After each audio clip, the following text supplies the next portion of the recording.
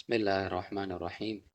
அன்பார்ந்த சகோதரர்களே, அல்லாஹ்வின் நல்லடியார்களே, 3 விடயங்களை ஞாபகப்படுத்திக் கொள்ளலாம் என்று நினைக்கின்றேன். முதலாவது விடயம்தான் அல்லாஹு தாலா இஸ்லாத்திலே இரண்டாவது சட்டமாக கடமையாக ஆக்கிய இஸ்லாத்தின் மிக முக்கியமான தூண்களில் ஒன்றாகிய நாம் ஐங்காலம் தொழக்கூடிய பர்லு தொழுகையாக இருக்கின்றது. கண்ணியமானவர்களே, அல்லாஹ் இந்த தொழுகையை முதலாவது ஒரு மனிதன் களிமா சொல்லி விட்டான் என்றாலே அடுத்த கட்டம் அவனுக்கு தொழுகைதான் கடமையாகின்றது. ஒரு மனிதன் 5 நேரம் அல்லாஹ்வுடைய மாளிகைக்கு அவனுடைய கடமையை நிறைவேற்ற வருகின்றான் என்றாலே அவன் முஃமின் என்று சாட்சி சொல்லுங்கள் என்று ரசூலுல்லாஹி ஸல்லல்லாஹு அலைஹி வஸல்லம் அன்னவர்கள் சொன்னார்கள். எமது கடமைதான், ஆனால் அதனை நிறைவேற்றும் பொழுதுதான் நாம் அல்லாஹ்வுக்கு சரியான நன்றியுள்ள அடியார்களாக மாறுகின்றோம். உரிய நேரத்திற்கு நாம் கடைக்கு சென்றால், எமது தொழிலை ஆரம்பித்தால் எவ்வாறு எங்களுடைய முதலாளி எங்களோட பொஸ் சந்தோஷப்படுவாரோ, நாங்கள் உரிய நேரங்களுக்கு எங்களுடைய தொழுகையை நிறைவேற்றும் பொழுது ரப்பு அல்லாஹ் சந்தோஷப்படுகின்றான். இரண்டாவது ஒரு விடயம்தான், இந்த தொழுகை ஒரு மனிதனை மானக்கேடான பாவ காரியங்களிலிருந்து தடுக்கக்கூடியதாக இருக்கின்றது. கண்ணியமானவர்களே, தொழுகை என்றால் வெறுமனே வந்தோம், குனிந்தோம், விழுந்தோம், எழுந்தோம் என்பது அல்ல. தொழுகை என்றால் அதுக்கு ஒரு முறை இருக்கின்றது. அந்த முறை சரியாக நிறைவேற்றப்பட்டால்தான் அந்த மனிதனை அந்த தொழுகை பாதுகாக்கும். வந்து உளுந்து எழும்பிட்டு போற மனுஷர்கள் எங்கட பார்வையில தொழுதவராயிருப்பார், ஆனால் அந்த தொழுகை அவரை மானக்கேடான பாவகாரியங்களில் இருந்து பாதுகாக்காது. சரியான உள்ளச்சத்தோடு, அமைதியான உள்ளத்தோடு, பயபக்தியோடு ஒரு மனிதர் சரியாக தொழுகையை நிறைவேற்றுவார் என்றால் இவரை அல்லாஹ் சொல்கின்றான், இன்ன ஸலாத்த தன்ஹா அனில் ஃபஹ்ஷாஇ வல் முன்கர். மானக்கேடான பாவகாரியங்களிலிருந்து அந்த மனிதனை பாதுகாக்கும். கண்ணியமானவர்களே, தொழுகை எவ்வாறு ஃபர்லாக இருக்கின்றதோ, இந்த ஃபர்லுக்கு பிறகு நாங்கள் சிறிது நேரம் மஸ்ஜிதிலே உட்காருவது இபாதத்தாக இருக்கின்றது. நாம் சலாம் கொடுத்து முடிந்ததுடன் உடனே எழுந்து சென்று விடுகின்றோம். தொழுகையோடு சம்பந்தப்பட்டதுதான் திக்ர், தொழுகையோடு சம்பந்தப்பட்டதுதான் துஆ. அது தனித்தனி அமல் என்றதல்ல. தொழுகைக்கென்று தரப்பட்ட அமல்கள் பூர்த்தியாக நிறைவேற்றுவோம் என்றால் அதுதான் தொழுகையின் பூர்த்தியாகும். 2 சலாத்தோட எழுப்பிட்டு போறோம்டா நாங்க இன்னும் கம்ப்ளீட் பண்ணல தொழுகையை. தொழுகைக்கு எப்படி முன்பின் சுன்னத்துகள் இருக்கின்றதோ, எனவே தொழுகைக்கு பின்னால் உள்ள துஆவும் திக்ரும் அதனோடு சம்பந்தப்பட்டது. அதுவும் ஒரு இபாதத். எனவே கண்ணியமானவர்களே, சரியான முறைக்கு தொழுகை நிறைவேற்றப்பட்டால் அந்த தொழுகை ஒரு மனிதனுடைய பாவங்களுக்கு கஃபாராவாக ஆகிவிடும். நபி அவர்கள் எவ்வாறு சொன்னார்கள், ஒரு மனிதர் ஒரு நாளைக்கு 5 நேரம் குளிக்கின்றார், ஒரு ஆற்றிலே ஒரு ஷவரிலே அவர் குளிக்கின்றார், இவருடைய உடம்புல அழுக்குகள் இருக்குமா, ஊத்தையில் இருக்குமான்னு கேட்டாங்க நாயகம்.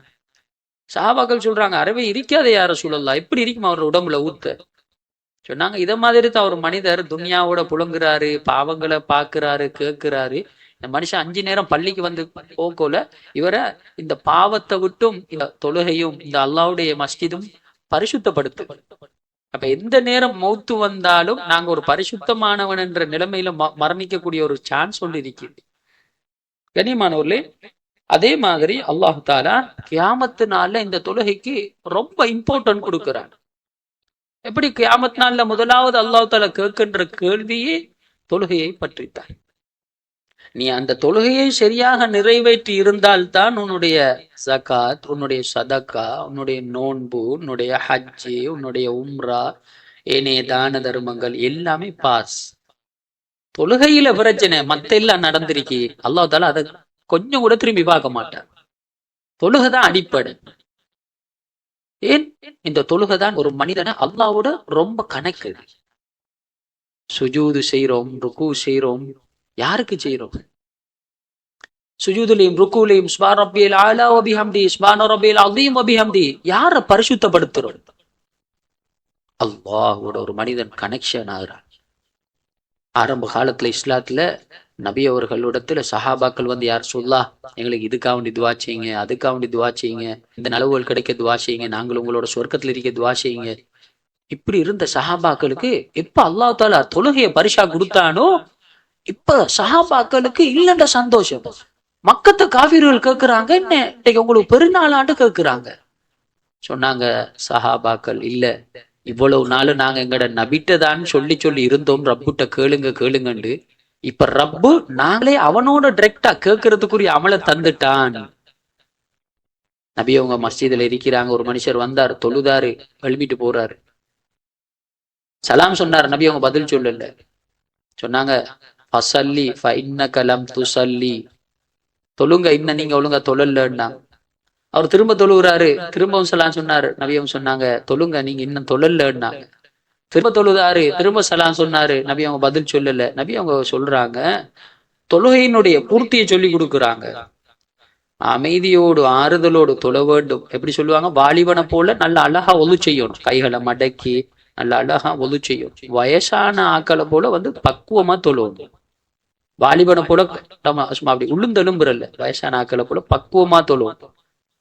கண்ணியமானவர்களே, தொழுது முடிந்ததும் ஃபஸ் அலில்லா, அல்லாட்ட உனக்கு தேவையானதை கேட்டுட்டு போ. நபி அவங்க கட்டு தந்தது. தொழுது முடிஞ்சா கொஞ்சம் திக்கர் செஞ்சு அல்லாட்ட எங்கட தேவையில கேட்கணும். நாங்க தேவை இல்லாத யாருமே கிடையாது, அல்லாட்ட சரியான முறைக்கு கேட்டுட்டு போவோம். எனவே கண்ணியமானவர்களே, இந்த தொழுகை தான் எமது மிக முக்கியமான ஒரு காரியமாக இருக்கின்றது. பிரதான ஒரு விடயம்தான், ஒரு மனிதன் தன்னுடைய வாழ்க்கையிலே அல்லாஹ்வுடைய கோபத்தை சம்பாதித்து விட்டான் என்பதற்குரிய முதலாவது அடையாளம் என்ன தெரியுமா? அல்லாஹ் தாலா அவனோட வாழ்க்கையிலிருந்து தொழுகையை நீக்கிடுவான். அவருக்கு ஒரு நாளும் தொழக்கூடிய சான்ஸ் கிடைக்காத. இப்படியாப்பட்ட ஒரு மனிதர் கவலைப்படணும், அல்லாஹ் என் மேல கோபப்பட்டுட்டான் என்று.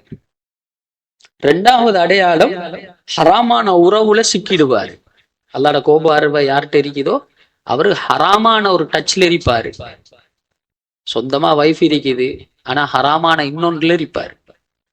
இது அல்லாஹ்வுடைய கோப பார்வை எங்கள் மீது வந்து விட்டது என்பதற்குரிய இரண்டாவது அடையாளம். மூன்றாவது அடையாளம், அவரை சூழ்ந்து கெட்ட நண்பர்கள் இருந்து கொண்டிருப்பார்கள். நல்ல சகவாசமே கிடைக்காது, நல்ல ஃப்ரெண்ட்ஷிப் இவருக்கு அமையாது. இவர் கவலைப்படணும், என்ன சுத்தி இருக்கிறவனு எந்த அளவு இருக்கிறானோ நான் அந்த அளவு அல்லாஹ்வோட கனெக்ஷன் ஆகிறேன். நாலாவது விடயம், இவர் அல்லாஹ்வுடைய கோப பார்வை உள்ள மனிதர் பெற்றோர்கள் பேரண்ட்ஸை நோவின செய்வார், தாய் தந்தையை மதிச்சு நடக்க மாட்டார். ஐந்தாவது அடையாளம், பாவம் என்று தெரிந்தும் பாவத்துக்கு மேல பாவம் செஞ்சு கொண்டே போவார். சர்வ சாதாரணமாக இருக்கும் அவருக்கு பகிரது. ஆறாவது அடையாளம், நேரங்களை ரொம்ப வேஸ்ட் பண்ணுவார், வீணடிச்சு கொண்டிருப்பார். ஆறாவது அடையாளம் யாரு? அல்லாஹ்வுடைய கோப பார்வை யார் மீது வந்து விட்டதோ இந்த மனிதனுக்கு அல்லாஹ் கொடுக்குற தண்டனை. இதெல்லாம் எங்களுக்கு விளங்காது. தண்டனை நாம நினைக்கிற கை காலோட இரண்டு, இதுவும் தண்டனை தான். ஏழாவது விடயம், அல்லாஹ் தஆலா அவரையும் அல்லாஹ்வுடைய கலாமை விட்டும் தூரமாக்கி விடும். இவருக்கும் குர்ஆனுக்கும் தொடர்பு இருக்காது. முஸ்லிம் என்று வர ஆனா குர்ஆனோட வாழ்க்கை இருக்காது, குர்ஆனோட இவருடைய ஓதல்கள் இருக்காது, குர்ஆனை விளங்கக்கூடிய தன்மையும் இருக்காது. அடுத்த ஒரு அடையாளம் தான், தொடர் பாவத்தினால் இதயங்கள் கருத்து போய்விடும். அவருடைய உள்ளம் யாருக்கும் காட்டையிலும் எங்கட உள்ளம் வெள்ளை அரிக்கி கருப்பு அரிக்கி இல்ல. ஆனா இந்த மனிதனுடைய உள்ளம் அது பாவம் செஞ்சு செஞ்சு செஞ்சு இப்ப ஒரு மூடி வச்ச பானைய போல எப்ப திறந்திருக்குது, ஆனா உள்ளுக்கு தண்ணி நிரம்பாது. என்னதான் பயான் கேட்டாலும் என்னதான் தொழுதாலும் இந்த பாவத்தினால கருத்து போன உள்ளம் இருக்குதே, இந்த உள்ளம் ஒரு நாளும் மூடி வச்ச பானைய போல ஒரு சொட்டும் தண்ணி நிரம்பாது. இதை சரியா நிமித்தோணும். எப்படி? இதுதான் அல்லாஹு தாலா ஒன்பதாவது ஒரு விஷயம் சொல்றான், அல்லாஹ்விடத்துல பாவ மன்னிப்பு கேட்கிறத மனுஷன் மறந்துடுவான். இது அல்லாஹ் தார தண்டனை. பாவ மன்னிப்பு கேட்கணும். அதுக்கு தான் அஸ்தக்ஃபிருல்லாஹ், யா அல்லாஹ் என்னை மன்னிப்பாயாக. இந்த உள்ளம் இப்ப வெண்மையின் பக்கம், கருத்த உள்ளம் வெண்மையின் பக்கம் திரும்பும். அஸ்தக்ஃபிருல்லாஹ், யா அல்லாஹ் என்னை மன்னிப்பாயாக. கண்ணியமானவர்களே, மூன்றாவது ஒரு விடயம் என்னடா என்று, அதாவது நாங்க எல்லாரும் அதிகமா மாஷா அல்லாஹ்னு துஆக்கள் செய்கிறோம், ஆனால் எங்களுடைய துஆக்களை சரியாக நாங்கள் கேட்பது கிடையாது.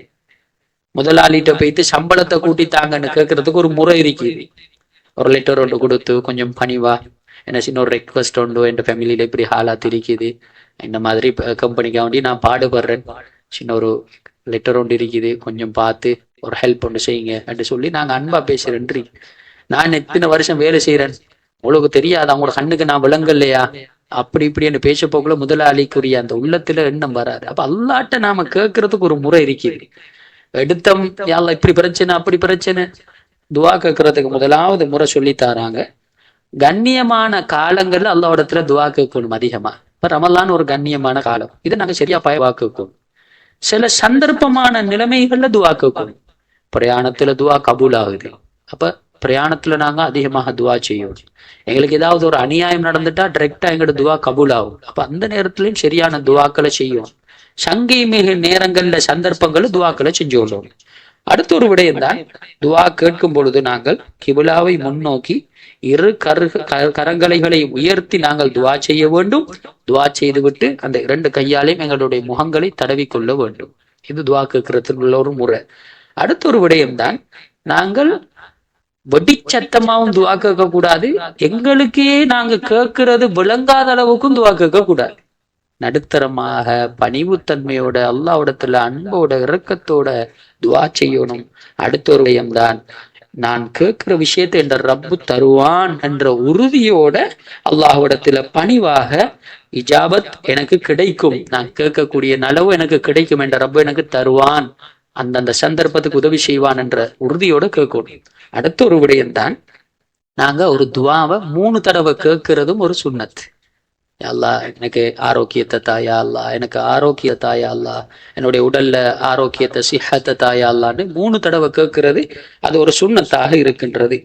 அடுத்த ஒரு விடயம்தான், துவாவுக்காக வேண்டி நாங்கள் வந்து விட்டால் அல்லாஹ்விடத்துல முதலாவது அவனை புகழோம், 2வது அன்பு நபி ஸல்லல்லாஹு அலைஹி வஸல்லம் அவர்கள் மீது ஸலவாத்து சொல்லுவோம். இமாமுனா ரவவி ரஹ்மத்துல்லாஹி அலைஹி சொல்றார்கள், நீங்கள் துவா ஆரம்பிக்கும் பொழுதும் அதே போன்று அல்லாஹ்வை புகழ்ந்து நபி மீது ஸலவாத்து சொல்லி ஆரம்பியுங்கள், முடிக்கும் பொழுதும் நபி மீது ஸலவாத்து சொல்லி அல்லாஹ்வை புகழ்ந்தே துவாவை முடியுங்கள் என்று சொல்கின்றார்கள். இறுதியான ஒரு விடயம்தான், நாங்கள் எங்களுடைய துவாவிலே எப்பொழுதும் சிறிய ஒரு தௌபாவை வைத்துக் கொள்ள வேண்டும். ஏதாவது ஒரு பாவம் எங்களோட தொடர்ச்சியா இருக்கும், அந்த பாவத்துல இருந்து விடுபட வச்சிடியா அல்லாஹ். அது எதென்று நமக்கு தெரிஞ்சிருக்கலாம், தெரியாம இருக்கலாம். அதனால நாங்க என்ன செய்யணும், தௌபாக்களை செஞ்சு கொள்ளணும், இஸ்திக்பார்களை செஞ்சு கொள்ளணும். அன்பு நபியே என்ன செஞ்சிருக்கிறாங்க, ஒரு நாளைக்கு 70 அல்லது 100 தடவை இஸ்திக்பார் செஞ்சிருக்கிறாங்க. நபிக்கும் பாவத்துக்கும் என்ன சம்பந்தம், ரசூலுல்லாவுக்கும் பாவத்துக்கும் என்ன சம்பந்தம், சொர்க்கத்து தலைவருக்கும் பாவத்துக்கும் என்ன சம்பந்தம், இந்த உலகத்துக்கு வழிகாட்ட வந்த மனிதனுக்கும் பாவத்துக்கும் என்ன சம்பந்தம்? இஸ்திக்பார் செஞ்ச நபி நமக்கு தந்தது. நாம் எவ்வளவு பாவத்தோடு புழுங்கி கொண்டிருக்கின்றோம். அதிகமான இஸ்திக்பார்களை செய்வோம், ரப்பிடத்திலே பணிவாக துவா கேட்போம். வல்ல ரஹ்மானை அனைவர்களையும் மன்னித்து அருள் புரிவானாக. ربنا آتنا في الدنيا حسنة وفي الآخرة حسنة وقنا عذاب النار. اللهم إنا نسألك الصحة والعفة والأمانة وحسن الخلق والرضا بالقدر. اللهم إنا نسألك رضاك والجنة ونعوذ بك من سخطك والنار.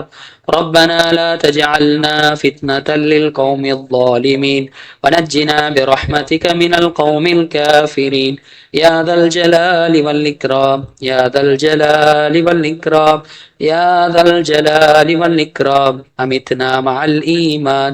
صلى الله تعالى وسلم على النبي الأمي وعلى آله وأصحابه أجمعين. آمين بفضل سبحان ربك رب العزة عما يصفون وسلام على المرسلين والحمد لله رب العالمين.